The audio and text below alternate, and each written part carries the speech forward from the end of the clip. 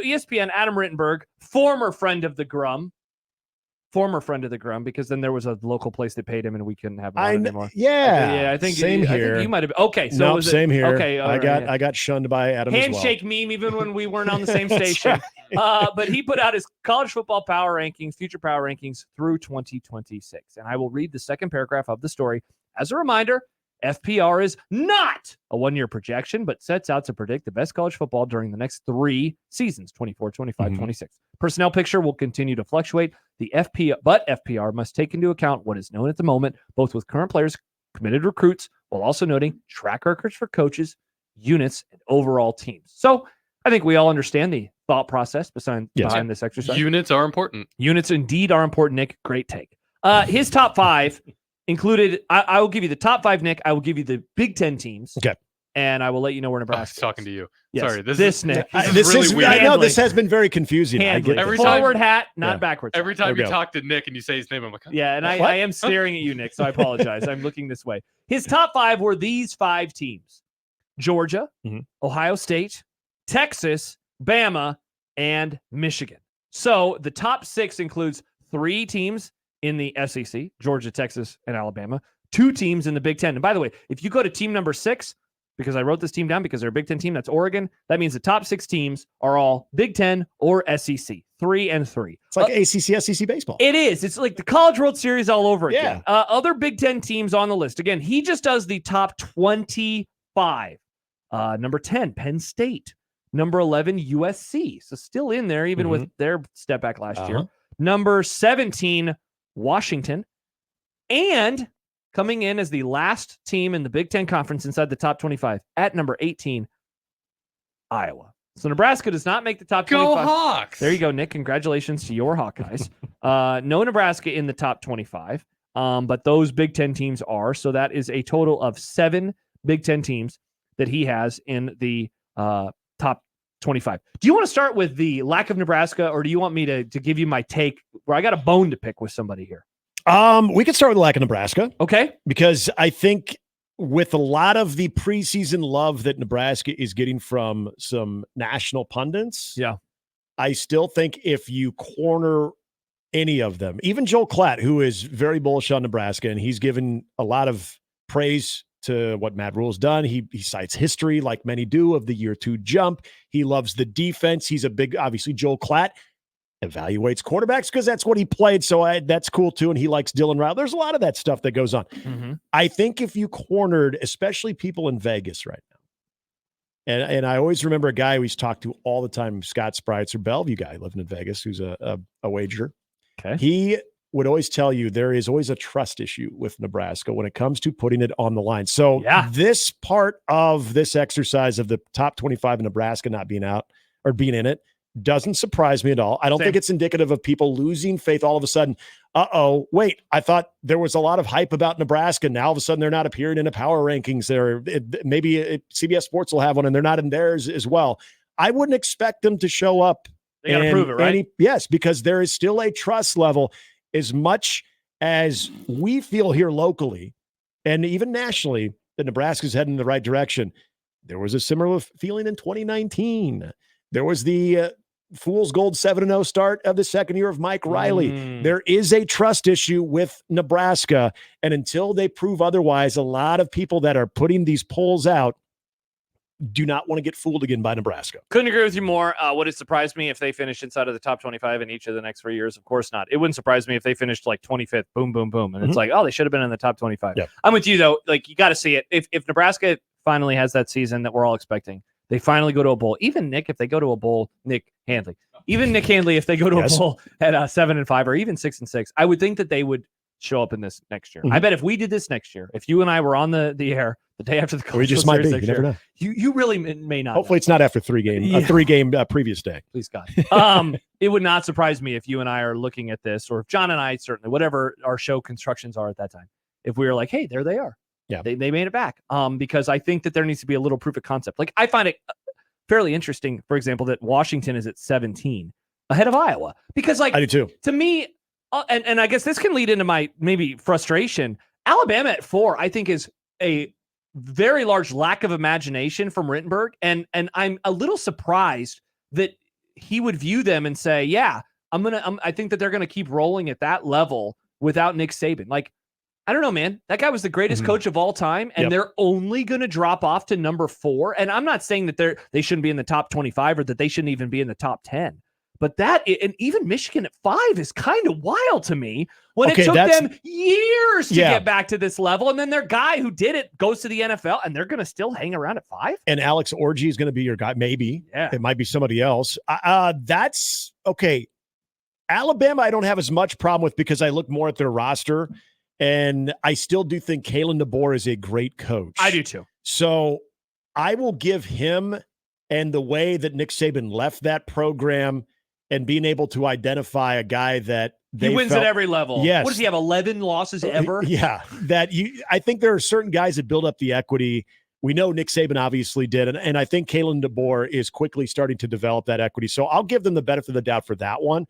The Michigan part of it, Sharon Moore, who I think let him through the end of last year. Yes, and it made sense for him to be the heir apparent of Jim Harbaugh because roster continuity. You needed to have that if Michigan was going to stay up on the Big Ten heels of Ohio State with the type of roster that they're putting together. So you needed that continuity. You wanted very little turnover as possible. And the only way you were going to get that with Michigan, in my opinion, was to keep it in-house, and a lot of the respect that Sharon Moore has. And I think he's a coach right now that you would say, yeah, we definitely have our eye on him. He could be really, really good. For sure. But we see a lot of people in those roles when they have to take over either on an interim basis or in a fill-in basis when their suspensions go out.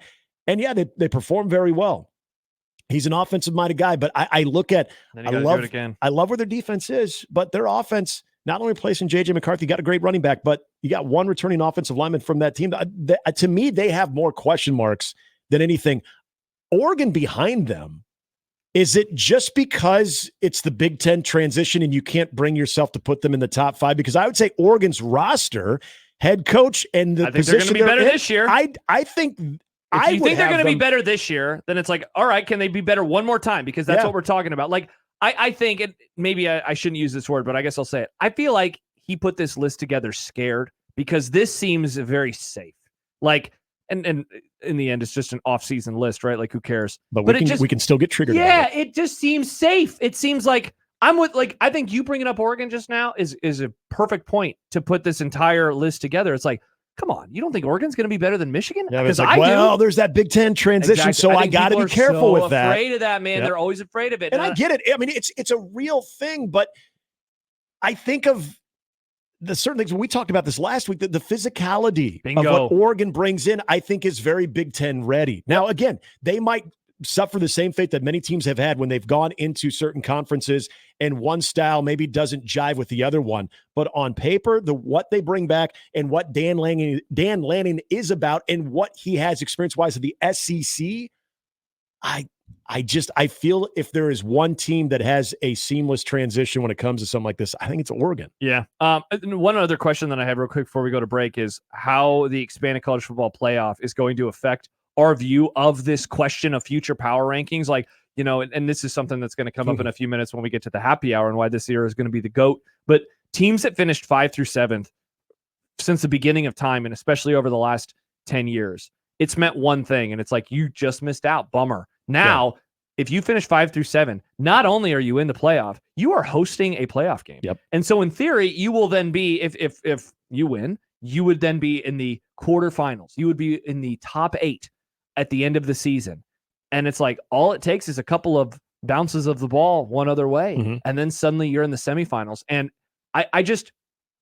there is a part of me that still thinks we are not recognizing the impact that this is going to have. Like, we are excited for it and we can't wait for these home games in December and all this. Like, from that perspective, it's great. I could talk about that until I'm blue in the face, but I don't know if we have totally wrapped our arms around the fact of this is going to shift the sport in such a way that we have not seen before, because teams that for the past 150 whatever years, they would not have had a chance. And now at the very least, they will have a chance. And if you have a chance, it takes a win at home and maybe an upset. And it's like, I view your program entirely different today than I did a year ago, you know? And that's what I think is going to be fun about the next few years. If you're playing future power. If you're playing in the college football playoff, you feel like, I mean, maybe it should just be nothing more than the equivalent of, unless you are one of the major players in that college football playoff as one of the true title contenders, maybe from a comparison standpoint, it's going to be very similar to being in a New Year's Six game. But the fact that you're in the college football playoff, it's going to have